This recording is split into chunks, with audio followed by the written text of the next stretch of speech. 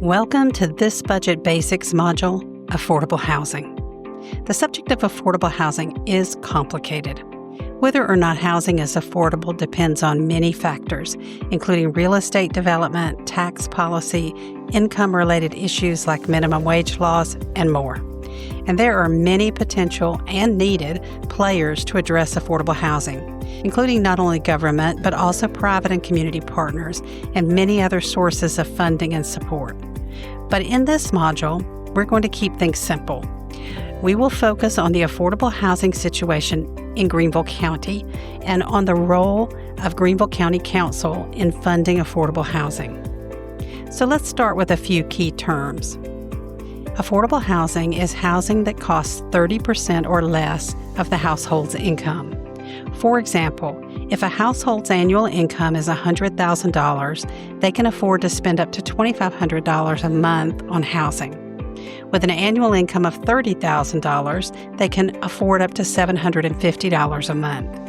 When governmental agencies look at housing affordability, they use a measure called area median income, which is the midpoint of income distributions for that area. Practically speaking, affordable housing is housing that is affordable by people who make 80% or less of their area's median income. It probably does not surprise you that there is not enough affordable housing in Greenville County. That's true for many places in the U.S., and some states like California and Hawaii face an even bigger challenge than we do here in South Carolina. Still, the lack of affordable housing is a real and growing problem here. This is especially true for small, low-income households, including many seniors as well as single parents and their children. Increasingly, finding affordable housing is also a problem for middle-income households in our area, like teachers and first responders. When people do not have access to quality housing that they can afford in the area they need to live in, it hurts them in a variety of ways. They might have to live in substandard housing, or join with others and live in overcrowded conditions, or move farther away and commute long distances. They might be pushed into homelessness. In addition to this very real human cost, there is a general societal cost. Our labor market suffers when workers cannot afford housing with access to available jobs. Our roads are damaged when people must commute long distances because they cannot afford to live near their jobs. Our future dims when our community's children are raised in insecure living conditions. As a community, we all benefit from all of us having safe, secure, affordable housing. When we look at the affordable housing situation in Greenville County, we see that access to affordable housing has not always been a problem here. 25 years ago, there were more low-cost housing units available than were needed. So what's happened since then? As is often the case, it's a good news, bad news story. The short version is that Greenville has grown, both in population and in wealth. Well, that's good news. But the bad news is that this rising tide of growth has not lifted all boats with it. Ready for some specifics? Between 2013 and 2023, Greenville County's population grew by 17%. In that same period, our area median income grew by over 50%. From around $50,000 to over $75,000 a year. And the area median income has kept rising. For 2025, it is over $97,000. Our population growth means that we need more housing, and our large rise in income means that we now have a lot of households in Greenville County who can afford to spend quite a bit on their housing. However, the supply of housing has not kept up. When you have more demand than supply, prices go up, and in Greenville County, both rents and purchase prices for housing have risen dramatically. For many households, this is not a problem, but for others, it is.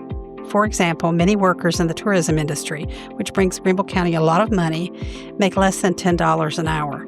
For these people who work in our hotels and restaurants and stores, there's very little housing available that is affordable.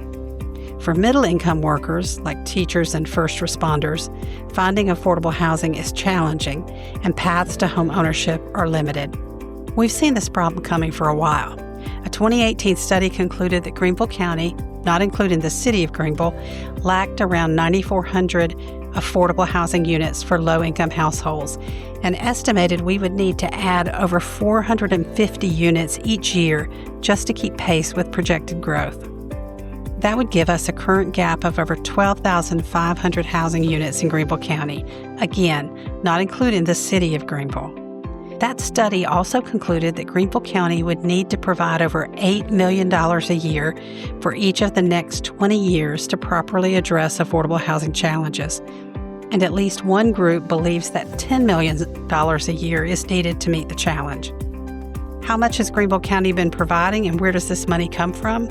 Well, Greenville County provides funding for affordable housing mostly in two ways: with federal funds that it receives from the Federal Department of Housing and Urban Development, or HUD, and with funds that it receives from other sources, like our property taxes.